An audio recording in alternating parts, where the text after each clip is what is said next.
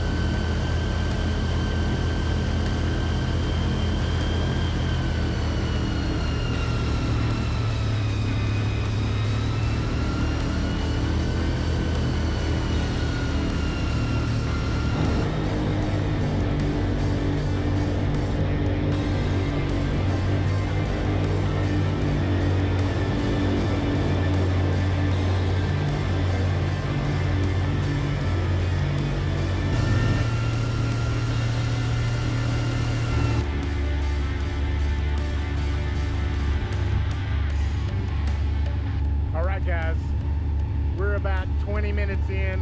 This is such a blast. This boat feels like it's just gliding. It's unlike any other boat that I've been on, but it looks like we may get a storm. So that's going to be very neat if we're on this thing with that coming at us.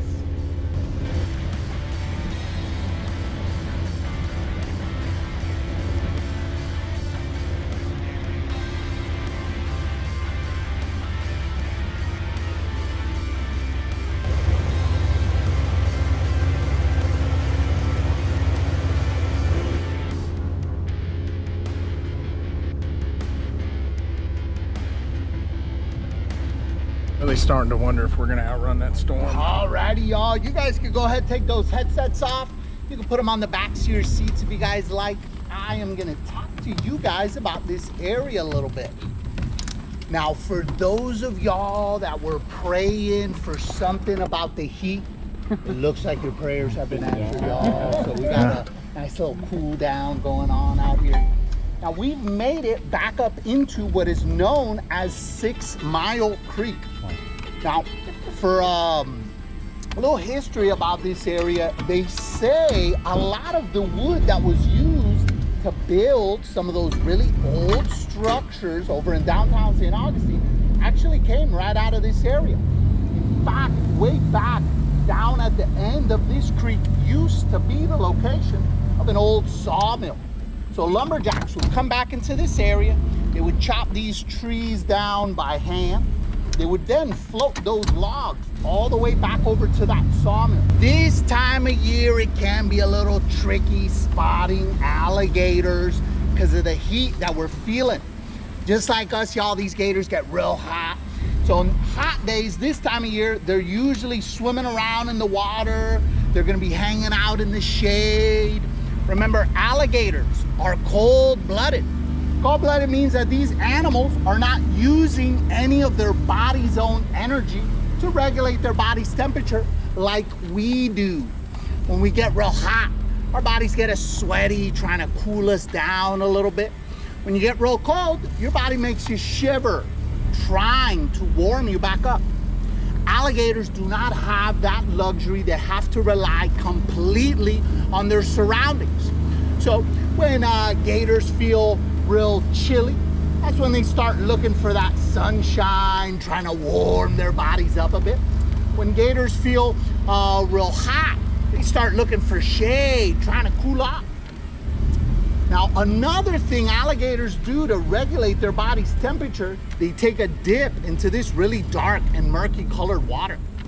Dark water like this will not allow the sun's rays to penetrate deep into the water. So when you go down something like 2, maybe 3 or 4 foot, there's usually gonna be a significant temperature difference the lower down that you go. Alligators use this to their advantage because they can hold their breath for well over a half hour.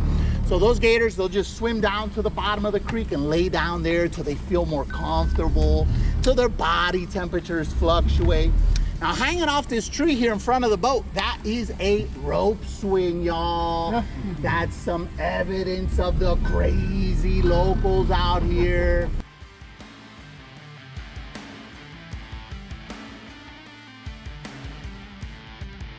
Gators will eat up little baby gators.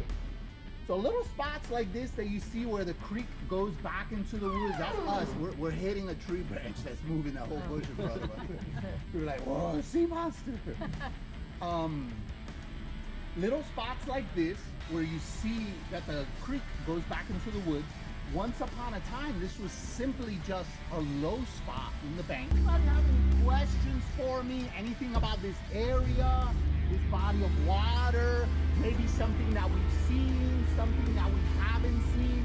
I'm really, really good at making stuff up, y'all. Starting to sprinkle. We're gonna get this boat moving. If you guys want to put on those headsets, I do have some more cool music for you guys to listen to. Got some God's country and some long-haired country boy coming your way, y'all. Ozzy was a nice touch, by the way. Yeah, right? Now, believe it or not, we have had Ozzy on there for probably like over 6 years. Gotcha, okay. Brand new.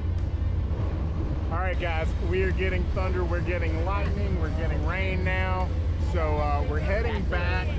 Yeah, giant metal boat during a lightning storm. Let's do it. Ooh, hear that? I hope that came through the mic. Wondering if we were going to beat the storm. We didn't beat the storm. But she's going to be all wet. That's my favorite. Ooh, okay. Oh, these are big rains, guys. This ain't even the little rains. These are the big ones. It's like it went straight through my face. Oh yeah.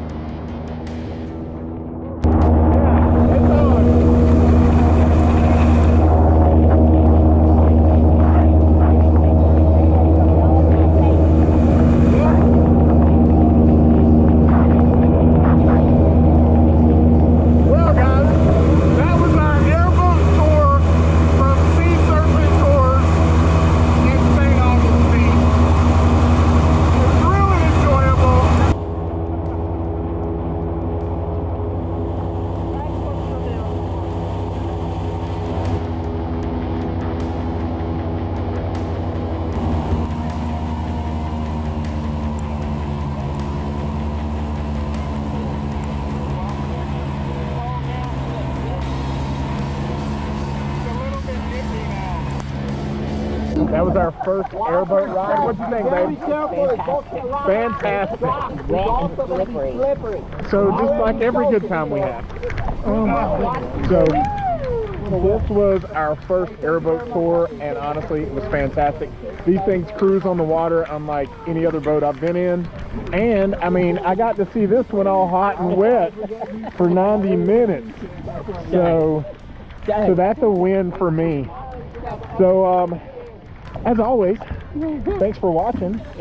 If you hung out to the end, let us know, leave us a comment. Hey, and let us know your airboat experiences. We didn't see any gators, no snakes. Just some birds and turtles. Just some birds and turtles. So, as always, thanks for watching, and we'll see you next time. We've got like, what, an hour drive to get to our Airbnb. And I don't know if you can see us, but is there anything on you that's dry? No. Nothing.